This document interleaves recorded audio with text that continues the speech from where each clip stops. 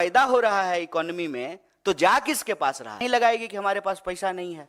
तब तो हम कह सकते हैं ना कि जीडीपी ग्रोथ अगर 7.5% हो गया है, तो फिर वो जो मांग है इस देश के विद्यार्थियों का कि शिक्षा पर जो खर्चा हो बजट का 10वां हिस्सा हो, तो 10वां हिस्सा बजट का आप एजुकेशन पे खर्च करने लगी है। लेकिन आपको मालूम है कि इस बार के बजट में जो है एजुकेशन के ऊपर कटौती की गई है। तो पैसा अगर पैदा हो रहा है इकोनॉमी में, तो जा किसके पास रहा है? ये बेरोजगारी क्यों बढ़ रही है?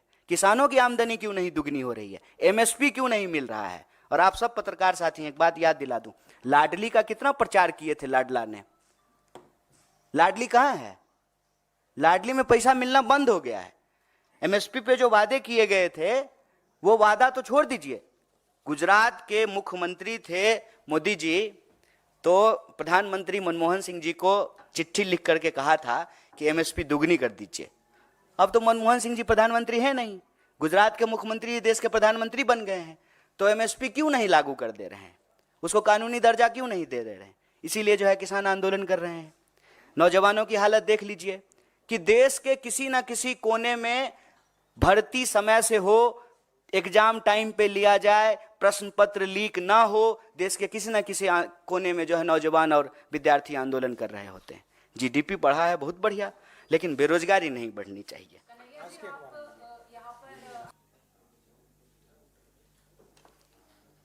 नमस्कार दोस्तों, आज हमारे बीच में कांग्रेस कार्य समिति के सदस्य हैं और एनएसयूआई के प्रभारी हैं कन्हैया कुमार जी। वो आज युवाओं से जुड़े हुए मुद्दे पर, जो ज्वलंत मुद्दा है देश का, उस पर आपसे बात करेंगे। मैं उनसे अनुरोध करूंगा कि सीधा आपसे बात करें।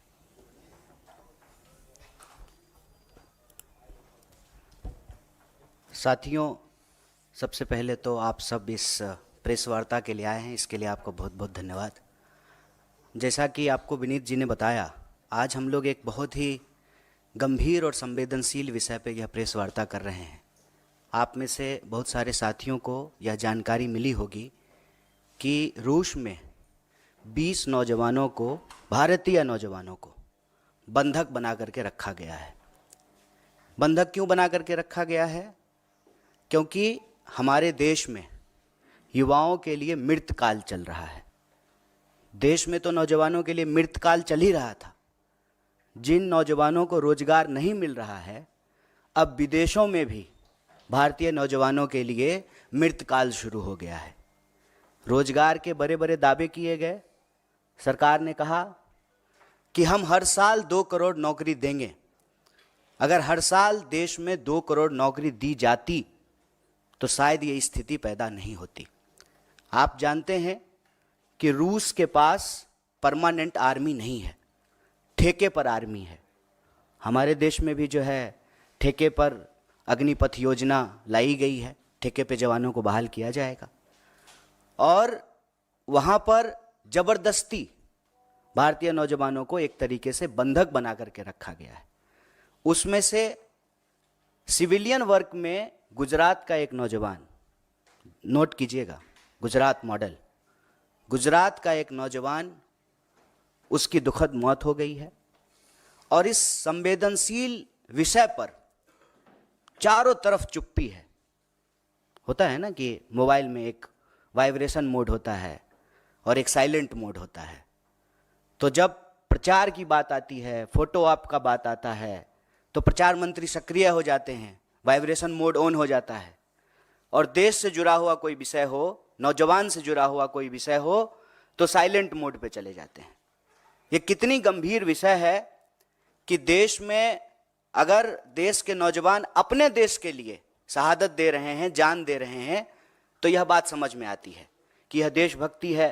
राष्ट्र के लिए जो है आप अपनी जान दे रहे हैं। दूसरे देश की लड़ाई में, दूसरे देश के वार में भारतीय नौजवानों को क्यों जाना पड़ रहा है? इसका एक सीधा संबंध ये है कि हमारे देश में जो नौजवानों के भविष्य के साथ खिलवाड़ किया जा रहा है, जिस तरह से बेरोजगारी का दंश उनको झेलना पड़ रहा है। और आप सब जानते हैं कि पिछले 10 साल में बेरोजगारी दर लगभग दोगुनी हो गई है। 45 साल में देश के इतिहास में इतनी बेरोजगारी कभी नहीं थी। लाखों पद केंद्रीय विभागों में खाली हैं और सरकारी जो क्षेत्र हैं राज्य सरकार के अधीन जो आते हैं, उसकी तो हालत आप सब देख ही रहे हैं कि क्या हो रहा है।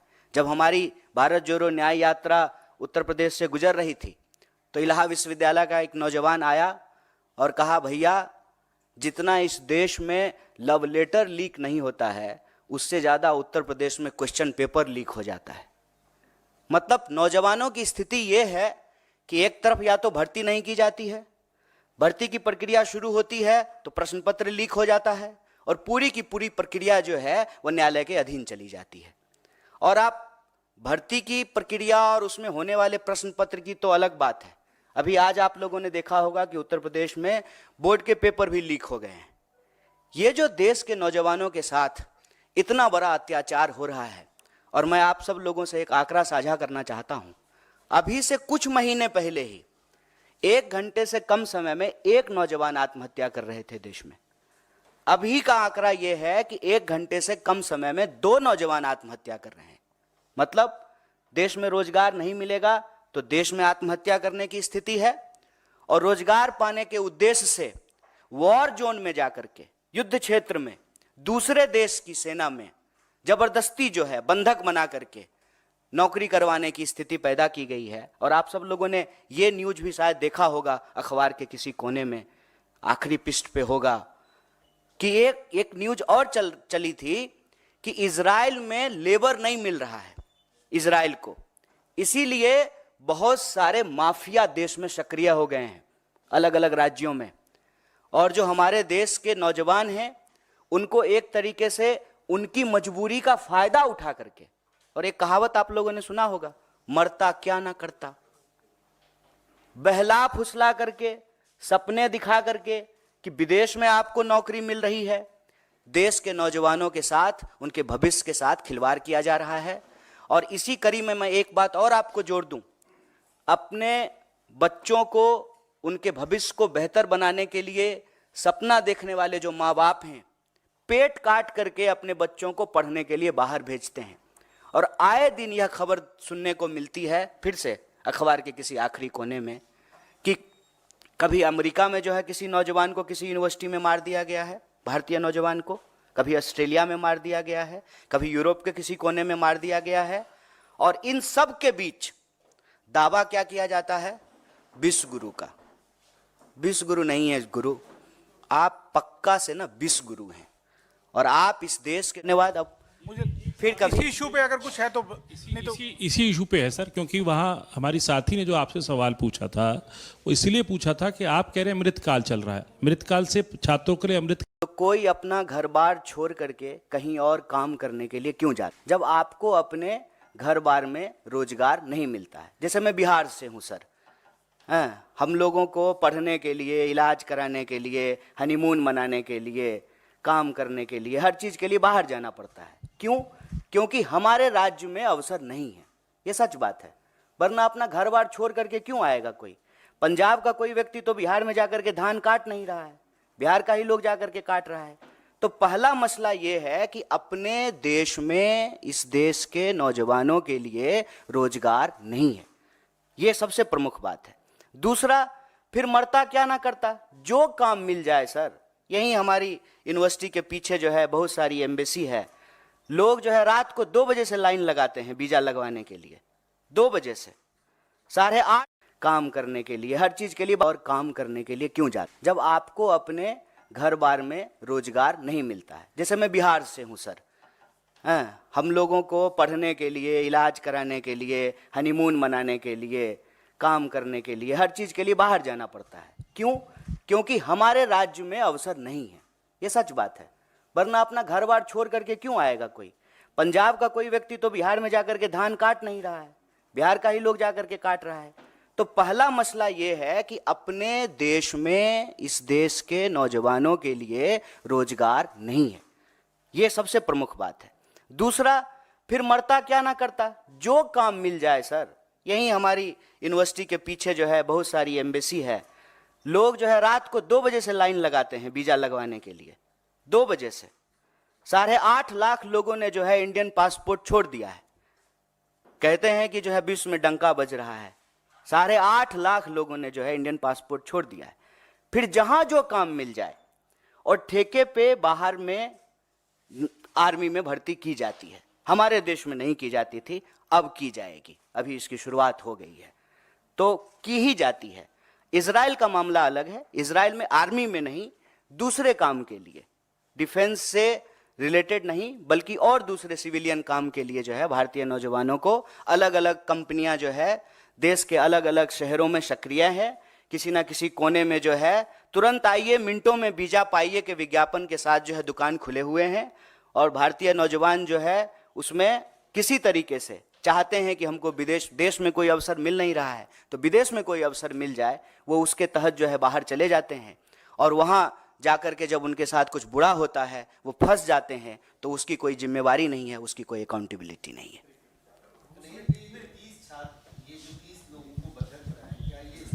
हेलीकॉप्टर चला करके गए हैं, नहीं खुद से नहीं गए थे, मतलब हेलीकॉप्टर लेके गए हैं और गुजरातियों को निकाल करके ला रहे हैं। दुनिया के किसी कोने में कोई गुजराती को कुछ हो जाए तो मोदी जी पर्सनली जो है उसकी मदद करते हैं। तो हम बस उनको याद दिला रहे हैं कि जो है आपका ये गुण कहाँ है, हम देखना चाहते हैं। हम चाहते हैं कि देश के बाहर जो भारतीय नौजवानों के साथ देश के अंदर जो परिस्थिति है जिसके चलते उनको विदेश जाना पड़ रहा है, तो उनके साथ अगर कुछ बुरा हो रहा है तो सरकार इसकी जिम्मेवारी ले। ये तो सरकार बताए कि कैसे गए हैं, किस माध्यम से गए हैं, स्टूडेंट वीजा पे गए हैं कि वर्क वीजा पे गए हैं कि टूरिस्ट वीजा पे गए हैं, वीजा का कैटेगरी का है, H1N1 कौन सा वीजा लेकर के गए हैं, ये तो सरकार बताएगी, हम कैसे बता सकते हैं, हम तो विदेश मंत्री हैं नहीं। लेकिन 5 ट्रिलियन की इकोनॉमी हो गई तो ये 80 करोड़ लोग कौन है जो 5 किलो अनाज लेने के लिए खड़े हैं? तो धन कहां जा रहा है, किसके पास जा रहा है? आंकड़ा उठा करके देखिए, जीडीपी तो बढ़ रहा है, लेकिन हमारा जनरेशन जो है इतिहास में सबसे गरीब जनरेशन है। कोई एसेट्स नहीं खरीद पा रहा है, अगर कोई एसेट खरीद रहा है तो ईएमआई पे खरीद रहा है। तो ये जीडीपी ग्रोथ किसका है, वो देखने की बात है ना। और इसमें कोई अंतर विरोधी बात तो है नहीं, ये तो और अच्छी बात है। तब तो सरकार अब ये बहाना नहीं लगाएगी कि हमारे पास पैसा नहीं है। तब तो हम कह सकते हैं ना कि जीडीपी ग्रोथ अगर 7.5% हो गया है तो फिर वो जो मांग है इस देश के विद्यार्थियों का कि शिक्षा पर जो खर्चा हो बजट का 10वां हिस्सा हो, तो 10वां हिस्सा बजट का आप एजुकेशन पे खर्च करने लगी है। लेकिन आपको मालूम है कि इस बार के बजट में जो है एजुकेशन के ऊपर कटौती की गई है। तो पैसा अगर पैदा हो रहा है इकोनॉमी में तो जा किसके पास रहा है? ये बेरोजगारी क्यों बढ़ रही है, किसानों की आमदनी क्यों नहीं दुगनी हो रही है, एमएसपी क्यों नहीं मिल रहा है? और आप सब पत्रकार साथी एक बात याद दिला दूं, लाडली का कितना प्रचार किए थे लाडला ने, लाडली कहां है? लाडली में पैसा मिलना बंद हो गया है। एमएसपी पे जो वादे किए गए थे वो वादा तो छोड़ दीजिए। गुजरात के मुख्यमंत्री थे मोदी जी, तो प्रधानमंत्री मनमोहन सिंह जी को चिट्ठी लिख करके कहा था कि एमएसपी दुगनी कर दीजिए। अब तो मनमोहन सिंह जी प्रधानमंत्री हैं नहीं, गुजरात के मुख्यमंत्री देश के प्रधानमंत्री बन गए हैं, तो एमएसपी क्यों नहीं लागू कर दे रहे हैं, उसको कानूनी दर्जा क्यों नहीं दे रहे हैं? इसीलिए जो है किसान आंदोलन कर रहे हैं। नौजवानों की हालत देख लीजिए कि देश के किसी ना किसी कोने में भर्ती समय से हो, एग्जाम टाइम पे लिया जाए, प्रश्न पत्र लीक ना हो, देश के किसी ना किसी कोने में जो है नौजवान और विद्यार्थी आंदोलन कर रहे होते हैं। जीडीपी बढ़ा है बहुत बढ़िया, लेकिन बेरोजगारी नहीं बढ़नी चाहिए। एक बात बताइए, अब की बार 400 पार अगर हो जाता तो एन केन प्रकारेण किसी को भी, आपको मालूम है बीजेपी ने आज किसको उड़ीसा में ज्वाइन कराया है? एक बीजेडी का एमएलए जो भाजपा कार्यकर्ताओं के ऊपर गाड़ी चढ़ा दिया। एक तो मुझे नहीं मालूम कि आजकल के नेताओं को गाड़ी चढ़ाने का क्या शौक है। वो टेनी जी का बेटा किसानों पे गाड़ी चढ़ा दिया था। तो ये बीजेडी का जो नेता है वो बीजेपी के कार्यकर्ताओं पे, और जो है प्रधानमंत्री जी चुनावी सभाओं में जाकर के कहते हैं कि भाजपा कार्यकर्ताओं की पार्टी है। उनके कार्यकर्ता के ऊपर जो गाड़ी चढ़ा दिया उसको ज्वाइन करा लिया है। क्यों? 400 पार को लेकर के इतना कॉन्फिडेंट होते तो किसी भी स्तर पे जाकर के समझौता करते। अभी आपने देखा कि बिहार में जो है नीतीश कुमार को लेकर के क्या क्या बोलते थे, और अभी जो है सब एकदम सब बढ़िया, एकदम स्वीट सा हो गया है। तो मुझे नहीं लगता है, ये दावे हैं, सुनते हैं हम भी, आप भी सुनिए।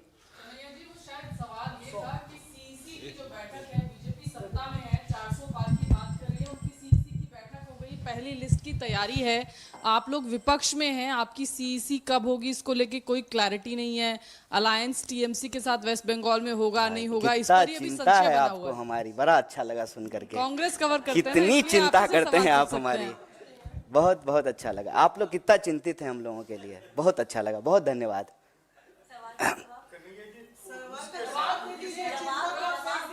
हम ये प्रेस कॉन्फ्रेंस एक बहुत ही गंभीर और संवेदनशील विषय पे है। चुनाव सीट नंबर के लिए प्रेस कॉन्फ्रेंस नहीं रखा गया है। नंबर मैंने आपको बताया, 20 भारतीय लोग रूस में फंसे हुए हैं, बंधक बनाए हुए हैं। अभी 400 छोड़ करके 20 नंबर याद रखिए। इसलिए नहीं जवाब दे रहा हूँ, ऐसा नहीं है कि हमको जवाब नहीं देने आता है, जवाब दे सकते हैं, ले विषय कुछ और है। ठीक है कन्हैया जी ये बताइए कि आपने कहा कि अमेरिका में भारतीय छात्रों का मर्डर भी हुआ है, संदिग्ध परिस्थितियों में मौत भी हुई है। ये जितने भी हाल के महीनों में मर्डर या संदिग्ध परिस्थितियों में मौत हुआ है, इसके पीछे विपक्ष के नाते आप कोई साजिश देख रहे हैं, फाउल प्ले देख रहे हैं? दूसरा सवाल है कि मोदी आपके क्षेत्र में जा रहे हैं कल, आप पिछले बार वहां से लोकसभा का चुनाव लड़े थे, इस बार कांग्रेस की टिकट पे बेगूसराय से लड़ेंगे आप? ये विषय अभी आज का नहीं है प्रेस वार्ता का। पहला सवाल जो आपने पूछा है कि भारतीय नौजवानों और विद्यार्थियों के साथ आए दिन कोई ना कोई घटनाएं होती रहती है।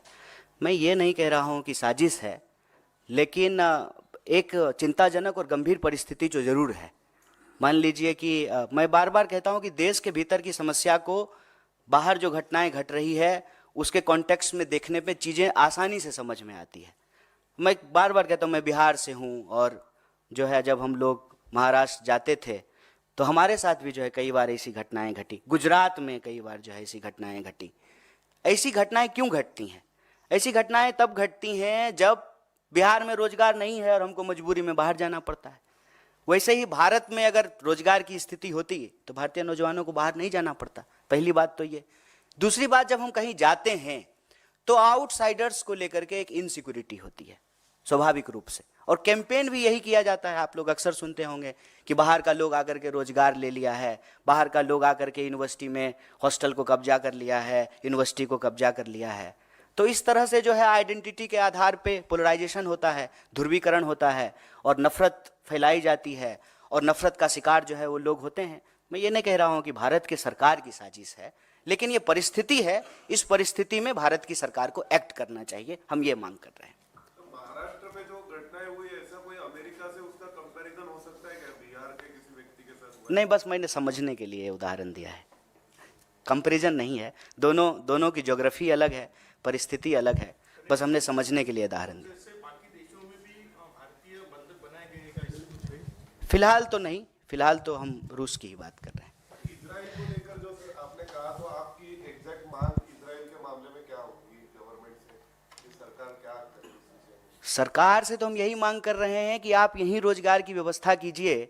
भारतीय नौजवानों को किसी भी परिस्थिति में वॉर जोन में जाकर के काम करना पड़े, जहाँ मिसाइल चल रही है, गोलियां चल रही हैं, लोग मारे जा रहे हैं, चाहे इस तरफ से मारे जाएं या उस तरफ से मारे जाएं, हम ये नहीं कह रहे हैं, लेकिन उसमें हमारे लोग जाकर के क्यों अपनी जान गंवाएं? उनको यहीं रोजगार दिलाइए। और बस उनको हम वादा याद दिला रहे हैं कि आपने तो कहा था कि 2 करोड़ नौकरी देंगे हर साल, तो 10 साल अब पूरा होने को हैं। इस हिसाब से जो है आप 20 करोड़ नौकरी पैदा करते, 20 करोड़ आप नौकरी पैदा कर देते तो क्यों बाहर जाता कोई? किसी को अच्छा लगता है कि गोलियां चल रही हों और वहाँ पे जो है हम गार्डन साफ कर रहे हैं या सड़क साफ कर रहे हैं? ये अच्छा तो लगता नहीं है। तो हम सरकार से ये मांग कर रहे हैं कि देश के नौजवानों के भविष्य के साथ खेलना बंद कीजिए और युवाओं के लिए जो ये मृत काल चल रहा है, उस मृत काल को बंद करके ही सही मायनों में अमृत काल शुरू किया जा सकता है। ठीक, धन्यवाद। अब मुझे फिर कभी इसी इशू पे अगर कुछ है तो नहीं तो इसी इशू पे है सर, क्योंकि वहाँ हमारी साथी ने जो आपसे सवाल पूछा था वो इसलिए पूछा था कि आप कह रहे हैं मृतकाल चल रहा है, मृतकाल से छात्रों के लिए अमृत। तो कोई अपना घर बार छोड़ करके कहीं और काम करने के लिए क्यों जाता, जब आपको अपने घर बार में रोजगार नहीं मिलता है? जैसे मैं बिहार से हूँ सर, हम लोगों को पढ़ने के लिए, इलाज कराने के लिए, हनीमून मनाने के लिए, काम करने के लिए, हर चीज़ के लिए बाहर जाना पड़ता है। क्यों? क्योंकि हमारे राज्य में अवसर नहीं है। ये सच बात है, वरना अपना घर बार छोड़ करके क्यों आएगा कोई? पंजाब का कोई व्यक्ति तो बिहार में जाकर के धान काट नहीं रहा है, बिहार का ही लोग जाकर के काट रहा है। तो पहला मसला यह है कि अपने देश में इस देश के नौजवानों के लिए रोजगार नहीं है, यह सबसे प्रमुख बात है। दूसरा, फिर मरता क्या ना करता, जो काम मिल जाए सर। यहीं हमारी यूनिवर्सिटी के पीछे जो है बहुत सारी एम्बेसी है, लोग जो है रात को 2 बजे से लाइन लगाते हैं वीजा लगवाने के लिए, 2 बजे से 8:30